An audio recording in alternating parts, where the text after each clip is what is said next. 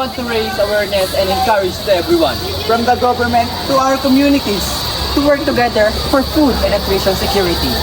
Food and security, maging priority. Action. Lagi ang gulay, di ka tinitikman. Palagi na lang iniiwasan. Ay, be! Ano mo ba? Naaalala ko yung mga panunit ako ba kain ng gulay? Lagi ko siya iniiwasan dahil ngayon ay July. Ano ba sa July? Nutrition Month! Ano ba ba meron sa Nutrition Month? Ang Nutrition Month ay ginaganap tuwing buwan ng Hulyo, kung saan bida ang masasarap, masustansya ang mga prutas at gulay. At syempre sa Nutrition Month, hindi lamang pagkain ng gulay at prutas ang ating ginagawa. Sa mga paaralan ay nagkakaroon din tayo ng mga simpleng aktibidad. Halina't magtanim sa ating mga hardin.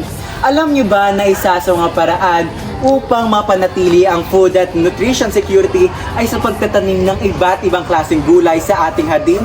Kaya naman bilang selebrasyon ng Nutrition Month ay inaanyayahan namin kayong lahat upang makiisa, makisama at magtulong-tulong upang magkabuo ng National Food and Nutrition Security. Isa pa sa mga paraan upang magkaroon ng food and nutrition security ay ang sa pagkakaroon ng malinis at maayos na mga imbakan ng pagkain.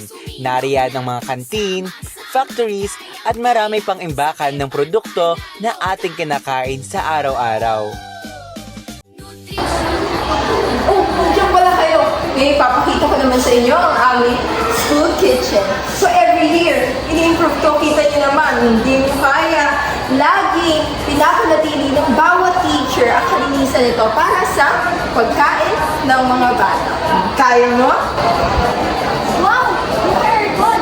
Hindi mo kaya. Masisiguro na ligtas ang paninda para sa kalusugan ng bawat isa. Ang pagkakaroon ng food security ay makatutulong sa pagpapaunlad ng ating kaalaman at maging sa iba't ibang aktibidad gaya ng pagsayaw. Bakit nga ba mahalaga ang food at nutrition security?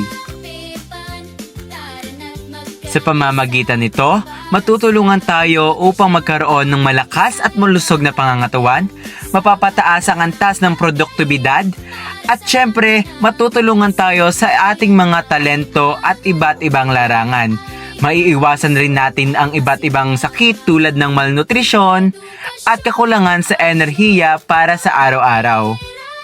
Ito ay makakatulong sa ating komunidad upang umunlad at magkaroon ng magandang kinabukasan ang bawat kabataan sa pamamagitan lamang ng food at nutrition security. Araw-araw tayong kumikilos para sa kinabukasan malusog. Gulay, prutas at sapat na pagkain, yan ang simula ng magandang hangarin. Sama-sama, tulong-tulong, bawat tahanan ay may layon, sa pepan ay may gabay. Nutrisyon ay abot kamay, sa pepan daranan.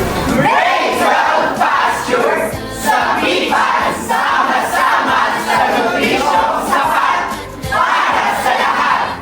Hashtag Food and Nutrition Security maging priority. Sapat na pagkain, karapatan natin. Lahat kasali sa wastong pagkain, walang mapapahiya. Pamilya'y susi sa tamang nutrisyon, kasama ang barang